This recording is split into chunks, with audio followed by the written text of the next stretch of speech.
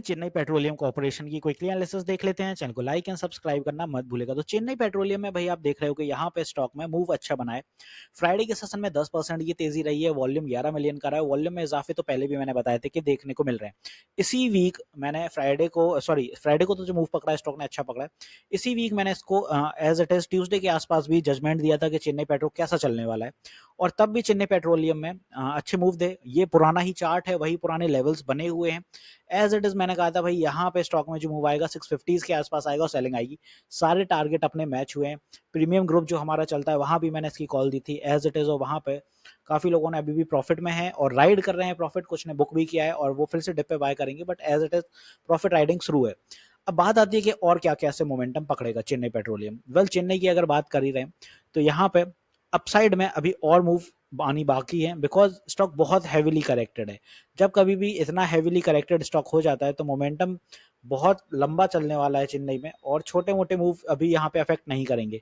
यहाँ पे अगर चेन्नई पेट्रोलियम को आप ये ट्रेंड लाइन से मार्क करते हैं, डेली टाइम फ्रेम देख रहे हैं अपन यहाँ पे, डेली टाइम फ्रेम के अकॉर्डिंग चेन्नई पेट्रोलियम जब भी इस ट्रेंड लाइन के आसपास आ रहा है सपोर्ट बनाता है और बाउंस कर जाता है। तो by the time Chennai petroleum में ट्रेंड लाइन ब्रेक नहीं होती है तो आप इसको फॉलो कर सकते हो। सिंपल है, ट्रेंड लाइन के करीब आता है तो यहाँ कहीं पे बाय करेंगे आप। छोटा सा एसएल होगा 5-7 पॉइंट का। अपसाइड में टारगेट होगा भाई अपना यहाँ पे कम से कम 50 पॉइंट का, बिकॉज यहाँ पे इस वाले मोमेंटम में आप पाएंगे कि 1% का आपका एसएल होगा, और अपसाइड में अगर स्टॉक यहाँ से सूट होता है जब भी, तो कम से कम 10% का टारगेट देके जाएगा। तो 1:10 रेशियो का यहाँ पे मोमेंटम रहता है। और जब कभी भी ट्रेंड लाइन के आसपास रहते हैं तो सबसे अच्छी चीज यही रहती है कि एसएल छोटा सा जाता है। चल गया तो बहुत अच्छी बात रहती है, और हालांकि जब बुलिश मूव होते हैं तो नीचे जाने की संभावनाएं कम होती हैं। तो चेन्नई पेट्रोलियम अच्छा मूव ही पकड़ने वाला है। साथ ही साथ 2 दिन पहले एक न्यूज भी थी, यहाँ पे देखें तो Chennai petroleum says NGT granted interim stay on order of TNPCB demanding 736 million rupees. तो यहाँ पे जो एनजीटी है उसने ग्रांट कर दिया interim stay on order of यहाँ पे टीएनपीसीबी डिमांडिंग 73 मिलियन रुपीज का। तो फिलहाल इसके वजह से स्टॉक में और मोमेंटम देखने को मिला है अपन को। अब बात आ रही है कि भाई ऊपर और क्या टारगेट्स आएंगे। जो मैंने लास्ट बताए थे वो तो क्लियर हो गए हैं। फर्दर मोर अगर ऊपर की दिशा में आप देखें तो अपने जो नेक्स्ट टारगेट जाएगा वो जाएगा 650 का, ये साइकोलॉजिकल लेवल। पहले क्योंकि इस जोन से आप देखो काफी रिजेक्शंस देखने को मिले हैं अपन को। यहाँ पे मैंने ऑलरेडी बता दिया, ये देखो आप यहाँ भी रिजेक्शन थे, 650 निकल नहीं पाया है। मोमेंटम पहले भी बने थे, रेंज बाउंड हो गया था, और रेंज देखो अपनी बिल्कुल स्पेसिफिक है, इसी रेंज में वापस आ गया है स्टॉक। तो ये जोन में चलता था उस टाइम पे, वापस इसी जोन में फिर आ गया। तो 650 निकलेगा तो फिर अपसाइड में फर्दर जो 200 ईएमए का टारगेट है वो रहेगा अपना 680 के आसपास पे डेली टाइम फ्रेम के अकॉर्डिंग।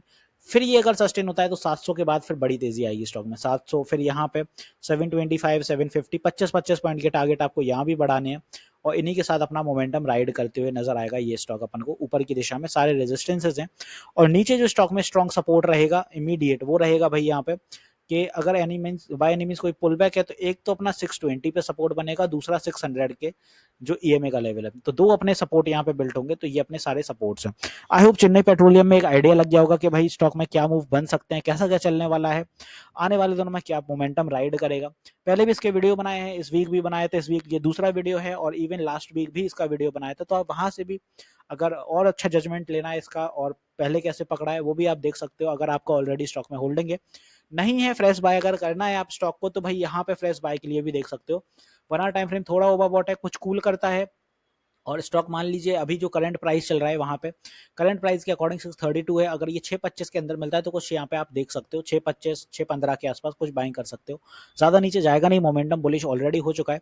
वीकली टाइम फ्रेम के आरएसआई पे जब नजर डालें तो आप ये देखिए आरएसआई में ब्रेकआउट हो चुका है यहाँ पे, और अब मूव पकड़ने के लिए स्टॉक फुल ऑन रेडी है। ये जोन अपना आरएसआई का बनता है यहाँ पे, और आप देखें कि ब्रेकआउट ऑलरेडी ये आ चुका है। यहाँ पे रेजिस्टेंस आ रही थी बराबर, फाइनली आरएसआई ब्रेकआउट हो गया है। वीकली टाइम फ्रेम पे डेली ऑलरेडी ओवरबॉट है। 1 आवर टाइम फ्रेम थोड़ा सा ऊपर से सेलिंग कर रहा है, बट सस्टेन करके निकल जाएगा।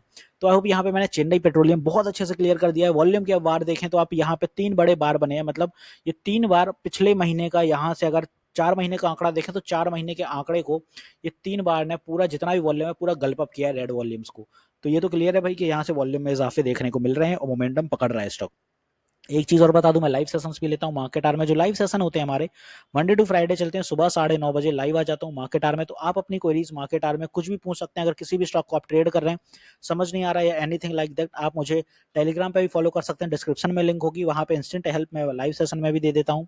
सेम एज इट इज, आप अगर शाम को भी मिलना चाहते हैं, मेरे से ज्वाइन करना चाहते हैं लाइव सेशन, तो वो 9:30 बजे के आसपास शाम को भी सेशन रहता है, तो आप अपनी क्वेरीज वहाँ भी क्लियर कर सकते हैं। यूट्यूब पर स्ट्रीम होता है, फ्री ऑफ कॉस्ट होता है। तो मिलते हैं नेक्स्ट वीडियो में।